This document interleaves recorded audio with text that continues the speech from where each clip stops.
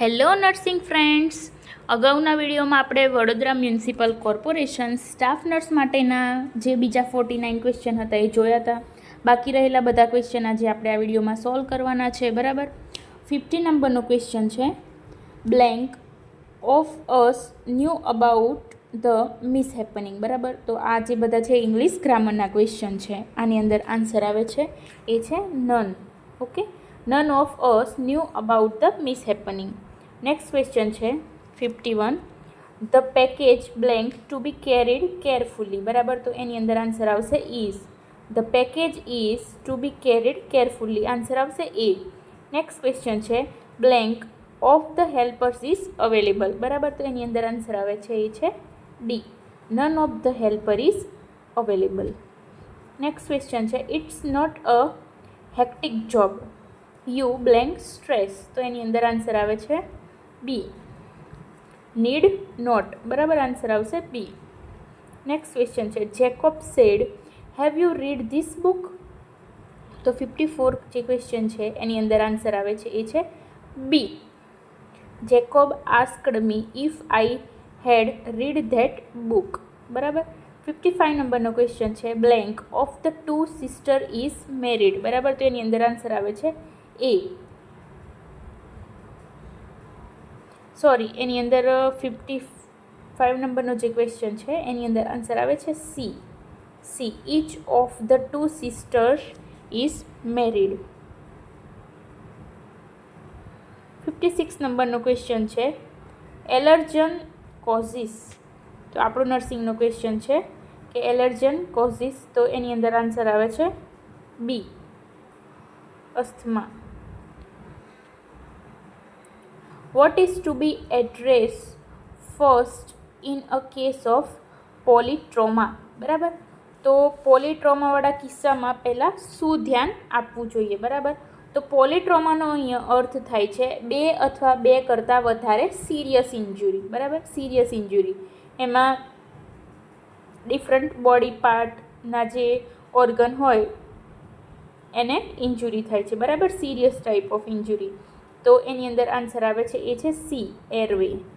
બરાબર. એરવે જે હોય એ આપણે ફર્સ્ટ જે છે એ અસેસ કરવાનો હોય છે. બરાબર. પછીનો ક્વેશ્ચન છે green colour coded treatment under integrated management of neonatal and childhood illnesses. બરાબર. તો જે IMNCI જે છે એના કલર કોડિંગ પ્રમાણે જે ગ્રીન કલર કોડ જે છે, ગ્રીન કલર કોડ એ પ્રમાણેની જે ટ્રીટમેન્ટ જે છે એ શું દર્શાવે છે? બરાબર. તો એ ટ્રીટમેન્ટ દર્શાવે છે હોમ કેર. બરાબર. Home care. એની અંદર જે છે એ કલર કોડિંગની અંદર 3 કલર કોડ આવતા હોય છે, રેડ, યલો અને ગ્રીન. બરાબર. Which root of drug administration provide a rapid response in a patient. બરાબર. અહીંયા આપણને પૂછ્યું છે કે કઈ એવી ડ્રગ ઓફ જે રૂટ જે છે એ ઝડપથી રિસ્પોન્સ આપે છે. બરાબર. તો આ અહીંયા આપણને રૂટનો ક્વેશ્ચન પૂછ્યો છે. આ જે રૂટનો જે ક્વેશ્ચન જે છે એ સ્ટાફ નર્સની બધી જ એક્ઝામની અંદર પૂછાય છે. પછી CSCની એક્ઝામ હોય, PHCની એક્ઝામ હોય કે પછી કોઈ કોર્પોરેશનની એક્ઝામ હોય, આ ક્વેશ્ચન પૂછાતો જ હોય છે. બરાબર. તો અહીંયા જે છે એ આન્સર આવશે સબલિંગ્યુઅલ. બરાબર. સબલિંગ્યુઅલ કેમ?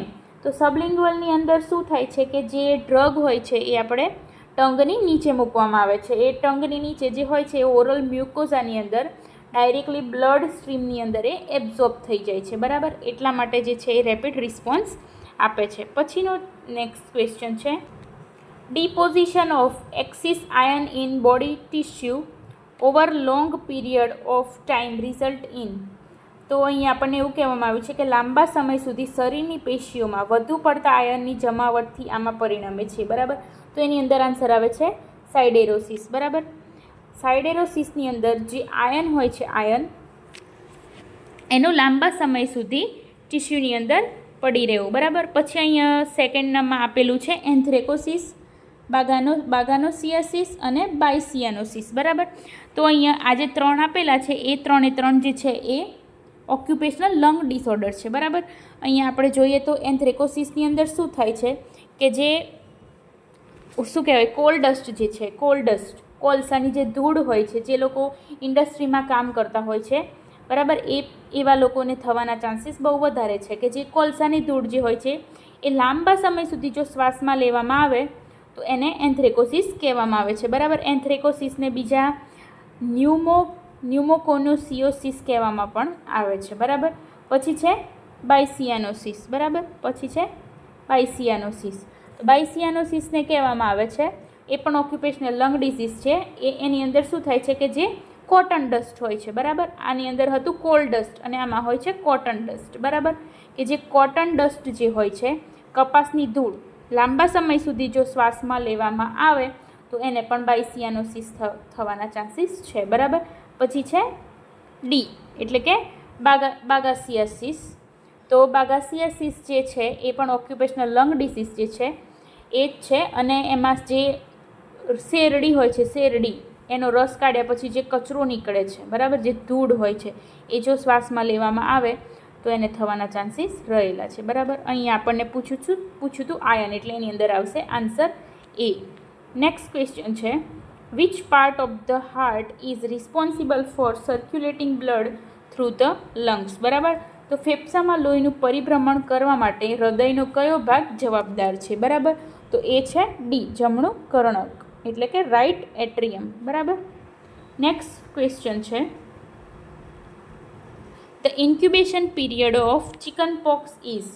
તો ચિકન પોક્સનું જે ઇન્ક્યુબેશન પીરિયડ જે છે એ 12 થી 21 દિવસ છે. બરાબર, તમે અહીંયા કમેન્ટમાં બહુ બધા પૂછતા હતા કે મોસ્ટ ઇમ્પોર્ટન્ટ ટોપિક આપો, તો ટોપિકમાં આ પણ એક મોસ્ટ ઇમ્પોર્ટન્ટ ટોપિક છે કોમ્યુનિટીની અંદર, કે જે પણ બધા કોમ્યુનિકેબલ ડિસીઝ જે છે એ કોમ્યુનિકેબલ ડિસીઝ જે છે એના ઇન્ક્યુબેશન પીરિયડ, એના પોઝિટિવ ઓર્ગેનિઝમ આ પણ એક્ઝામની અંદર પૂછાતા મોસ્ટ ઇમ્પોર્ટન્ટ ક્વેશ્ચન છે. બરાબર, બધી જ સ્ટાફ નર્સની એક્ઝામમાં પૂછાય જ છે.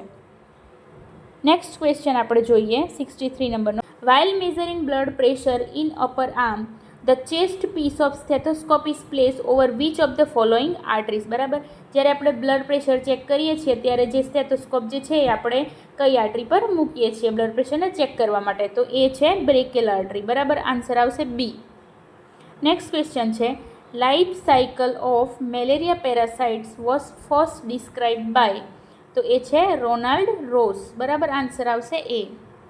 નેક્સ્ટ ક્વેશ્ચન છે, the goal of phototherapy in a newborn is to. તો બરાબર, ફોટોથેરાપી આપવાનો, ન્યૂબોર્નને ફોટોથેરાપી આપવાનો ગોલ શું છે? બરાબર, તો એ છે decrease the serum of unconjugated bilirubin level. જે અનકોન્જ્યુગેટેડ બિલિરુબિન લેવલ જે છે એને ડિક્રીઝ કરવા માટે. બરાબર, તો એની અંદર આન્સર આવશે સી. નેક્સ્ટ ક્વેશ્ચન છે, ઇન્ક્રીઝ સ્વેટિંગ લીડ્સ ટુ. તો સ્વેટિંગ લીડ્સ ટુ હાઇપોનાઇટ્રેમિયા. બરાબર, નેક્સ્ટ ક્વેશ્ચન છે, normal platelet count in human being is. તો નોર્મલ પ્લેટલેટ કાઉન્ટ જે છે એ છે 1,50,000 થી 4,50,000. બરાબર, પછીનો ક્વેશ્ચન છે, MMR vaccine protect against all of the following disease accept. તો અહીં આપણને પૂછ્યું છે એક્સેપ્ટ. તો જે MMR જે વેક્સિન જે છે એ મિઝલ્સ, મમ્સ અને રૂબેલાને પ્રોટેક્ટ કરે છે. બરાબર, તો અહીં એક્સેપ્ટ પૂછ્યું છે એટલે મેનિંગોકોકલ મેનિન્જાઇટિસ જે છે એ નહીં આવે, એટલે આપણો જે આન્સર જે છે એ બી આવશે. બરાબર, અહીંયા રૂબિયોલાનો અર્થ જે થાય છે એને મિઝલ્સ કહેવામાં આવે છે. બરાબર, નેક્સ્ટ ક્વેશ્ચન છે, the sign of fetal distress are. તો ફિટલ ડિસ્ટ્રેસ જે છે એનું સાઇન કયું છે? તો આપેલા બધા જ. બરાબર, મેકોનિયમ સ્ટેન લાઇકર અને fetal heart sound is irregular. બરાબર, નેક્સ્ટ ક્વેશ્ચન છે, which of this parameter should be assessed during the first minute of life in a newborn. બરાબર, first minute of life in ન્યૂબોર્નની અંદર આપણે જે પેરામીટર ચેક કરતા હોઈએ છીએ એ છે કલર, રેસ્પિરેશન અને હાર્ટ રેટ. બરાબર, આન્સર આવશે બી. નેક્સ્ટ ક્વેશ્ચન છે, પેપ્સમિયર is use for screening which of the following. તો પેપ્સમિયર ટેસ્ટ આપણે બધાને ખબર જ છે કે આપણે બધા સર્વાઇકલ કેન્સર માટે ચેક કરતા હોઈએ છીએ. બરાબર, નેક્સ્ટ ક્વેશ્ચન છે, which type of data does auscultation provide. બરાબર, તો અસ્કલ્ટેશન જે છે એ કયા પ્રકારના ડેટા પૂરા પાડે છે? તો એ છે સબ ઓબ્જેક્ટિવ ડેટા. બરાબર, આન્સર આવશે 72માં એ, ઓબ્જેક્ટિવ ડેટા. અહીંયા તમને બધાને કન્ફ્યુઝન થતું હશે, બરાબર. તો જે ઓબ્જેક્ટિવ ડેટા જે છે, બરાબર, એ ઓબ્જેક્ટિવ ડેટા નર્સ અથવા તો ડૉક્ટર દ્વારા ઓબ્ઝર્વ કરવામાં આવે છે, બરાબર. ઓબ્ઝર્વ, અસેસ અને મેઝર કરી શકાય છે ઓબ્જેક્ટિવ ડેટાને, બરાબર. તો અહીંયા આન્સર આવશે એ. નેક્સ્ટ ક્વેશ્ચન છે, the doctor has ordered anti thrombolic stockings to be applied to the legs of the client with peripheral vascular disease. The nurse knows when anti-thrombotic stocking should be applied. બરાબર. ક્વેશ્ચનમાં આપણને એવું પૂછ્યું છે કે peripheral vascular ડિઝીઝવાળું જે વ્યક્તિ જે છે એના પગમાં એન્ટીથ્રોમ્બોલિક સ્ટોકિન્સ એટલે એક પ્રકારના મોજા આવે એ લાગુ કરવાનો આદેશ આપ્યો છે, બરાબર. તો નર્સને જાણ હોવી જોઈએ કે એન્ટીથ્રોમ્બોલિક જે સ્ટોકિન્સ જે છે એ ક્યારે લાગુ કરવી જોઈએ, બરાબર. તો એની અંદર આન્સર આવે છે before rising in the morning, બરાબર. આન્સર આવશે બી. જે એન્ટી એમ્બોલિઝમ સ્ટોકિન્સ અથવા તો એન્ટીથ્રોમ્બોલિક સ્ટોકિન્સ જે હોય છે એ ઇલાસ્ટિક સ્ટોકિંગ આવે છે, ઇલાસ્ટિક મોજ આવે છે જે પગ ઉપર પ્રેશર આપે છે, બરાબર. એ પગ ઉપર પ્રેશર આપવાથી શું થાય છે, તો જે એ વેઇનનું જે બ્લડ સર્ક્યુલેશન હોય છે એ બ્લડ સર્ક્યુલેશન ઇમ્પ્રૂવ કરે છે, એનાથી જે બ્લડ ક્લોટ જે છે એ થતું અટકાવે છે, બરાબર. તો એ ક્યારથી શરૂ કરવું જોઈએ, તો એ છે before rising in the morning, બરાબર. આન્સર આવશે એ.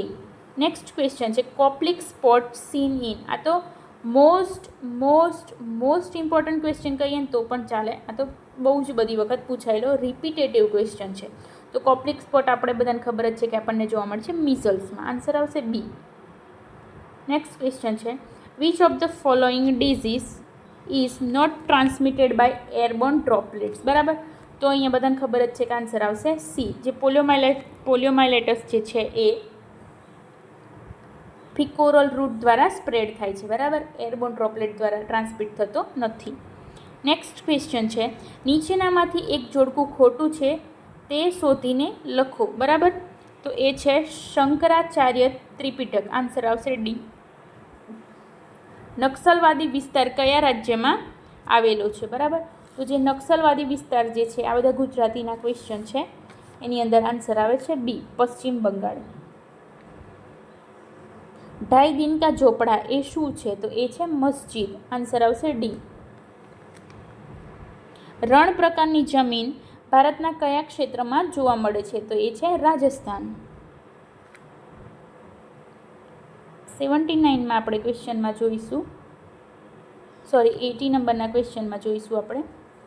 માનવ વિકાસ આંકનો ખ્યાલ કોના દ્વારા સ્વીકાર કરવામાં આવ્યો છે, બરાબર. તો એ છે યુએનડીપી. યુએનડીપીનું ફૂલ ફોર્મ થાય છે the United Nation Development Programme, બરાબર. કઈ જમીન છિદ્રાળુ અને ઉપજાઉ હોય છે, બરાબર. તો છિદ્રાળુ અને ઉપજાઉ હોય છે, તો એ છે રાતી જમીન. પાણીનીએ કયા વ્યાકરણ ગ્રંથની રચના કરી હતી, બરાબર. તો પાણીનીએ જે વ્યાકરણ ગ્રંથની રચના કરી હતી એ છે અષ્ટાધ્યાયી. આન્સર આવશે એ. મોઢેરાનું સૂર્ય મંદિર કયા રાજ્યમાં આવેલું છે, બરાબર. તો એ આપણને ખબર જ છે કે એ આપણા ગુજરાતમાં આવેલું છે. સરકાર કેટલા વર્ષ સુધી વિકલાંગોને મફત શિક્ષણ આપે છે, બરાબર. તો એ છે 18 વર્ષ સુધી. આન્સર આવશે બી. નેક્સ્ટ ક્વેશ્ચન છે, ઉકાઈ જળ વિદ્યુત મથક કઈ નદી પર છે, તો એ છે તાપી નદી પર. Which of the following is a first line drug use for pain management, બરાબર. તો જે પેઇન મેનેજમેન્ટ માટે જે ફર્સ્ટ લાઇન ડ્રગ જે છે એ છે એસિટામિનોફેન. આન્સર આવશે એ. આન્સર આવશે એ, બરાબર. નેક્સ્ટ ક્વેશ્ચન છે, retention of abnormal amount of fluid in body is due to, બરાબર. શરીરમાં પ્રવાહીની અસામાન્ય માત્રાની જાળવણી આના કારણે થાય છે, તો એ છે સોડિયમ, બરાબર. આન્સર આવશે એ.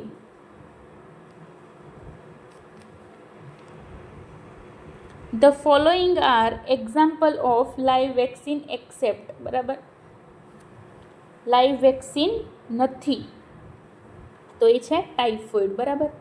આન્સર આવશે એ. આ લાઈવ વેક્સિન અને કિલ વેક્સિન જો તમારે જોઈતી હોય તો મારા ચેનલની અંદર એક જે રીલ્સ જે છે એ અપલોડ કરેલી છે યુટ્યુબમાં, એ જઈને જોઈ લેજો. શોર્ટકટમાં તમને યાદ રહી જાય એ રીતે મૂકેલી છે. નેક્સ્ટ ક્વેશ્ચન છે 89 નંબરનો.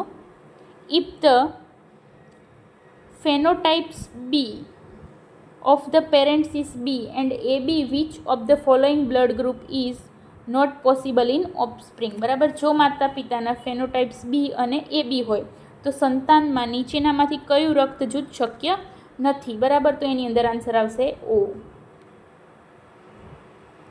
The symptoms of enlarged prostate include. બરાબર, તો પ્રોસ્ટેટ જે ગ્લેન્ડ જે છે એનું એનલાર્જમેન્ટ થવું, તો સિમ્ટમ્સ કયું આવી શકે? તો એ છે ડિફિકલ્ટી ઇન મિક્ચ્યુરેશન. બરાબર, પેશાબ કરવામાં મુશ્કેલી. આન્સર આવશે B. A mother with 9 month baby is planning for tubectomy. What is the ideal time for surgery following menstruation? બરાબર, 9 મહિનાના બાળક સાથેની માતા ટ્યુબેક્ટોમીનું આયોજન કરી રહી છે, તો માસિક સ્ત્રાવ પછી શસ્ત્રક્રિયા માટેનો આદર્શ સમય કયો છે? તો એની અંદર આન્સર આવે છે એ છે પ્રોલિફરેટિવ ફેઝ. બરાબર, આન્સર આવશે એ.